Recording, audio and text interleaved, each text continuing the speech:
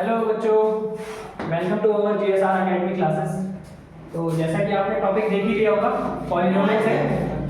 तो पॉलिनोमियल्स देखो बेसिकली होता क्या है, जैसे इसको अगर मैं टू पार्ट्स में ब्रेक करके पढ़ना चाहूँ, जैसे पॉली और दूसरा नोमियल्स।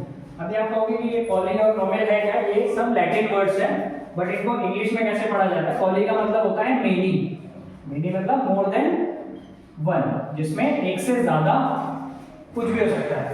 और नोमियल्स का मतलब होता है टर्म, टर्म मतलब हमारी कोई भी टर्म हो सकती है, ठीक है। अब इसकी डेफिनेशन देखो पॉलिनोमियल की कैसे लिखोगे, जैसे कि an expression which has more than one term, मतलब जिसमें एक से ज्यादा टर्म होंगी, उसको हम क्या बोलेंगे, पॉलिनोमियल्स। अब पॉलिनोमियल्स को हमने दो पार्ट्स में डिवाइड किया। अब पॉलिनोमियल को डिवाइड किया हमने किस किस बेसिस पे, बेस्ड ऑन टर्म्स और बेस्ड ऑन पावर्स। तो सबसे पहला जो लिखेंगे वो लिखेंगे हम बेस्ड ऑन टर्म्स, और दूसरा जो है वो है हमारा बेस्ड ऑन पावर्स। अब देखो ये बेस्ड ऑन टर्म्स के बेसिस पे कौन कौन सा है, जैसे कि पहला है हमारा मोनोमियल्स, बाइनोमियल और ट्राइनोमियल्स। ये तीनों है हमारे किसमें, बेस्ड ऑन टर्म्स में। नाम लिख देता हूं मैं, मोनोमियल्स, इसको अभी मैं डिटेल में बताऊंगा, सिर्फ नाम लिख रहा हूं, मोनोमियल्स। दूसरा है बाइनोमियल्स और तीसरा है ट्राइनोमियल्स, ठीक है। और बेस्ड ऑन पावर्स, पावर्स के बेसिस पे कौन कौन सा है, पावर के बेसिस पे सबसे पहला है लीनियर, क्वाड्रेटिक और तीसरा है क्यूबिक। क्लियर है इतना, ठीक है। अब देखो इसको डिटेल में पढ़ते हैं थोड़ा। अब पहले वाला क्या है हमारा, बेस्ड ऑन टर्म्स। अब टर्म्स के बेसिस पे पहला कौन सा है, पहला है हमारा मोनोमियल्स। अब मोनोमियल क्या होता है वो देखते हैं, मोनोमियल्स। अब देखो मोनोमियल क्या होता है, जिसके अंदर सिर्फ एक ही वेरिएबल होगा, मतलब कि एक टर्म होगी सिर्फ, ठीक है।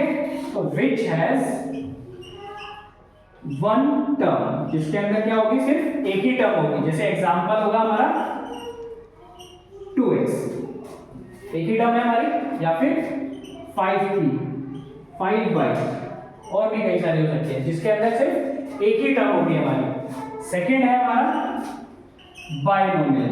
अब बाइनोमियल क्या होता है, जिसके अंदर कितनी टर्म होनी चाहिए, बाई का मतलब होता है 2, तो मतलब जिसके अंदर which has two term, which has two terms। अब टू टर्म एग्जांपल देखो, 2x प्लस y, कितने टर्म्स है हमारी, 1 और 2, तो 2x प्लस y। वैसे ही आप एक और लिख सकते हो 5y प्लस 1, ये भी हमारी क्या होगी, बाइनोमियल इक्वेशन। और भी आप कई सारे लिख सकते हो इसके अंदर, ठीक है। तीसरा है हमारा ट्राइनोमियल्स। अब ट्राइनोमियल क्या होता है, जिसके अंदर कितनी टर्म्स होंगी, 3 टर्म्स होंगी, which has 3 टर्म्स। एग्जांपल लिख सकते हो आप 5x plus 4y plus z, या फिर और भी लिख सकते हो p plus q plus r, ठीक है। और भी लिख सकते हो आप कई सारे। तो देखो सबसे पहले मोनोमियल्स पढ़ा, तो मोनोमियल क्या होता है, जिसके अंदर एक टर्म होती है उसको बोलते हैं मोनोमियल। बाइनोमियल का मतलब जिसके अंदर टर्म्स होंगी हमारी 2, उसको बोलेंगे बाइनोमियल। ट्राइनोमियल में 3 टर्म हो जाएगी, जैसे कि p plus q plus r, x y z, और भी कई सारी लिख सकते हो आप अपने अकॉर्डिंग। अब सेकंड है हमारा बेस्ड ऑन पावर्स। पावर्स के बेसिस पे कौन कौन सी लिखवाई थी मैंने, पहली है हमारी लीनियर, दूसरी है क्वाड्रेटिक, तीसरी है क्यूबिक। तो सबसे पहले देखो लीनियर इक्वेशन क्या होती है, जिसकी पावर हमारी कितनी होनी चाहिए, 1। तो which has the power 1, which has power 1, जिसकी पावर कितनी होनी चाहिए, 1 होनी चाहिए हमारी। तो जैसे एग्जांपल इसमें बता सकते हो आप, एग्जांपल क्या होगा, 2x, ठीक है। जैसे 2x प्लस 1 लिख दिया मैंने, यहाँ पे देखो पावर कितनी है हमारी, मैक्सिमम पावर कितनी होती है, तो लीनियर के लिए मैक्सिमम पावर कितनी हो जाएगी, 1 हो जाएगी, ठीक है। तो देखो यहाँ पे हमने क्या लिखा, 2x प्लस 1, यहाँ पे हमारी मैक्सिमम पावर कितनी है वेरिएबल की, वेरिएबल की पावर हमारी 1 है मैक्सिमम। जैसे एक और एग्जांपल देख लो, p प्लस 2 लिख सकते हो, यहाँ पे देखो p की पावर कितनी है, 1, ठीक है। वैसे ही हम क्वाड्रेटिक देखते हैं, तो देखो क्वाड्रेटिक में क्या होता है, जिसकी पावर हमारी कितनी होगी वेरिएबल की, वो 2 होगी, विच हैज पावर 2, जिसकी पावर कितनी होनी चाहिए, 2 होनी चाहिए। जैसे एग्जांपल आप लिख सकते हो x² + 2, यहाँ पे देखो पावर कितनी है हमारे पास, 2 पावर है। ऐसे आप एक और लिख सकते हो x² + 5x + 2, ये भी एक क्वाड्रेटिक इक्वेशन है, ठीक है। वैसे हम थर्ड देखते हैं, थर्ड का क्या नाम था, क्यूबिक। क्यूबिक आपने पढ़ा भी होगा, क्यूब से रिलेटेड कुछ, तो क्यूब की पावर क्या होती है, 3, तो मतलब इसमें 3 वेरिएबल होगा, तो विच हैज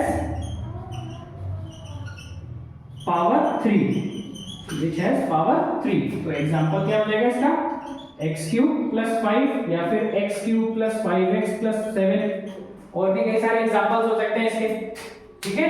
तो ये हमारे छोटे छोटे से कंसेप्ट है। अब अगला देखते हैं हम, एक स्टैंडर्ड फॉर्म लेके ट्राई करते हैं कि भाई और भी कई सारी चीजें हैं हमें सीखने के लिए। जैसे कि अगर सपोज करो आपको एक इक्वेशन दे दी ax² + bx + c, सपोज करो इस टाइप की कोई इक्वेशन है हमारे पास, जनरल नहीं है, कोई भी इक्वेशन हो सकती है, बाकी क्वाड्रेटिक इक्वेशन है हमारे पास। तो इसमें देखो हम, ये क्या होते हैं, ये हमारे वेरिएबल्स होते हैं, क्या होते हैं, वेरिएबल्स होते हैं, ठीक है। और ये क्या होगा, ये हमारा कांस्टेंट टर्म होगा, क्या होगा, कांस्टेंट टर्म, ठीक है। और जो ये x के साथ मल्टीप्लाई में है, x के साथ और x² के साथ, इनको हम बोलते हैं कोफिशिएंट्स, इनको बोलते हैं कोफिशिएंट्स।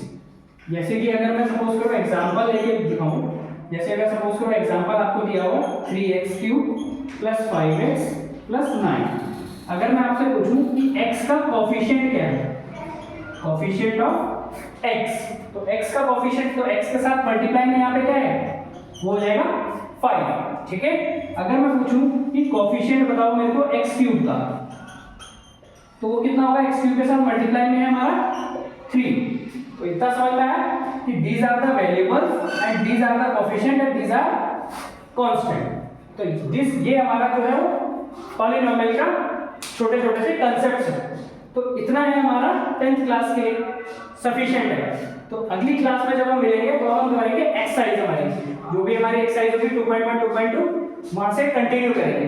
तो दैट्स इट, आज के लिए इतना है, थैंक यू और स्टे सेफ।